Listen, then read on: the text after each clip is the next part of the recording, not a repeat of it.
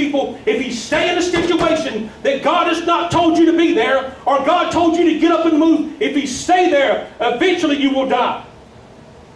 So what could the lepers do? Within their self, what are we going to do? I'm going to die anyway. I'm a leopard. I'm unclean. I'm not allowed in certain places.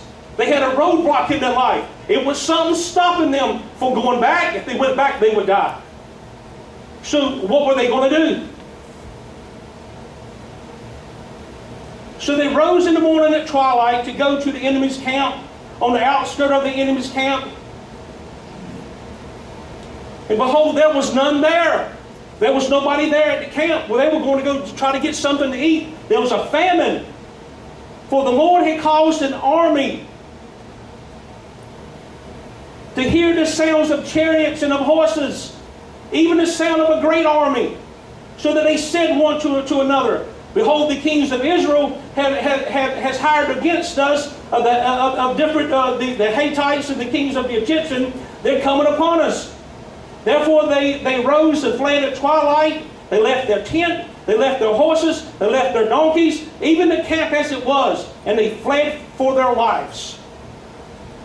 In verse 8, and when the lepers came to the outskirts of the camp, they entered in one tent, they ate and they drank, and they carried the silver and gold and clothes, and they hid them. They returned to another, and they did likewise. And then they went back to their own people and told them what has took place. And they also came and took what was once theirs that the enemy had stolen. But they made their mind up that they were not going to stay in a place where they would die. They made their mind up. I'm not going to stay here. I'm not going to live here.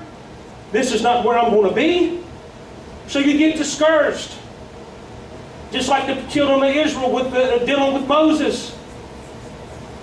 The people were discouraged because of their way, the way that they had to go. It wasn't easy. They had to go through a lot of hard terrain. It wasn't easy, but they were discouraged because of the way that they went. They were very discouraged. They had a difficult task. And they had to go through a lot of stuff. In Judah, this is in Nehemiah 4:10, and Judah said, the strength of the bearers and the burdens is decayed, and there's much rubbish, so that they're not able to build the wall. How many times have you gone to do something? How many times have you made your mind that you were going to do something? I'm going to do this. This is what I'm going to do. And then when you go to do it, man, I didn't think it was going to be all this. I didn't think it was going to be like that. I didn't think it was going to wind up like this. I thought things were going to go a whole lot smoother. It's a roadblock. It's something in your way. You either have to go around it, either you can camp out there, and you can stay in that place, and you can live there for a while, and you can rehearse all the bad stuff. You can nurse all the wounds and all the stuff that took place in your life. Or you can get up and you can go around it. You know how many times in my life when I just said, forget it, man, I'm not messing with this anymore. I'm not going to do the Christian type thing. I'm not going to do the preacher thing. I'm not going to do this. You know how many times I felt like that? I can't even number. Because issues of life happen. Stuff happens in your life. Issues rise. Different things take place.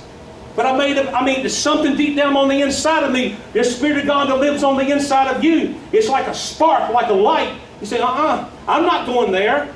Where else would I go? I'm not going there. What else could I do? I'm not going there. But sometimes you got to shift gears. Sometimes you have to regroup. Sometimes you have to do something else. And the things that used to work don't work anymore.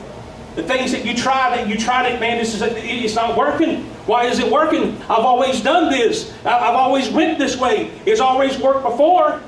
When I come into a service, there's different things that God wants to hear, different songs that He wants to hear, different stuff that I like to hear, different stuff that you like to hear. Sometimes it's different. God can do anything He wants to do anytime He wants to do it. If He wants me to keep my mouth shut, I'll keep my mouth shut. I won't say anything. We just have praise and worships. Praise and worship. But I made my mind up. Whatever God wants to do, we'll do. Well, for you to stay in a place where you're tormented day and night, for you to stay in that situation, and it seems like all hell's breaking loose, it's crazy to stay there. And when roadblocks come up and different things happen and you get discouraged, what are you going to do about it? Are you going to create an atmosphere of that situation and make it bigger than what it is? Or you can make a mountain out of a molehill?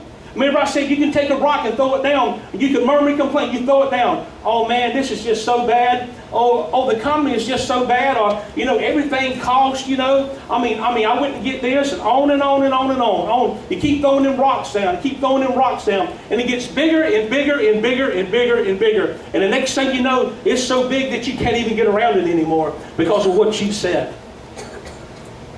It gets huge. It gets huge. It just gets enormous. And now what are you going to do? How are you going to get around it? How are you going to break that thing? How are you going to get around that roadblock?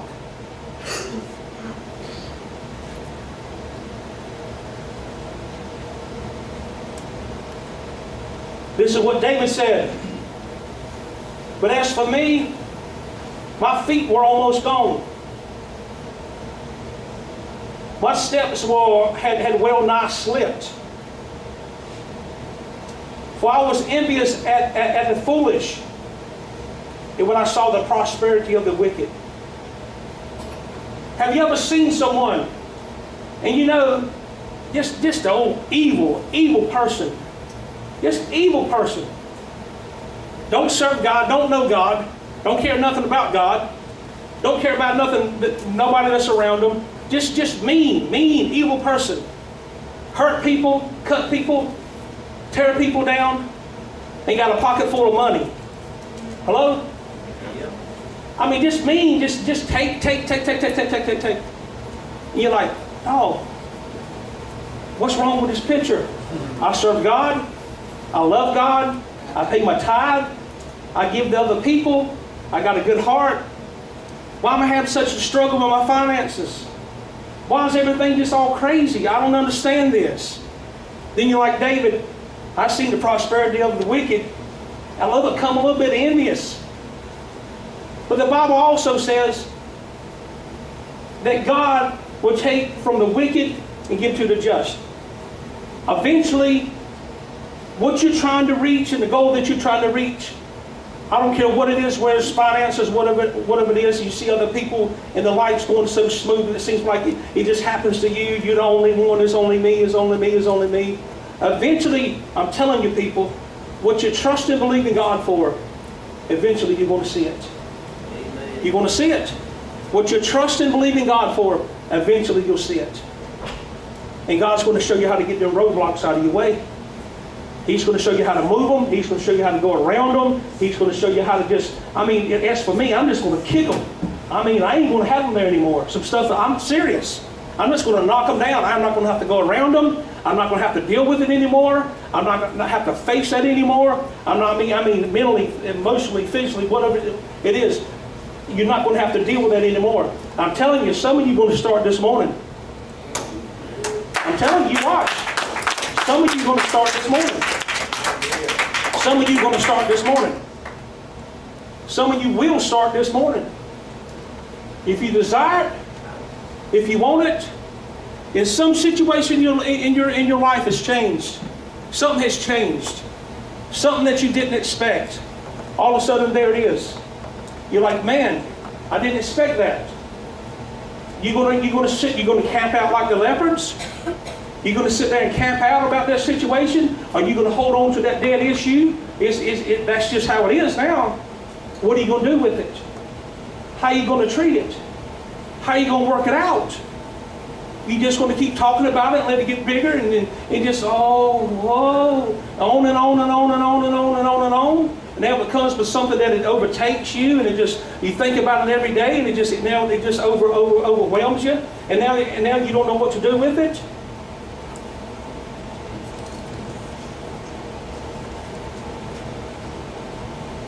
You watch.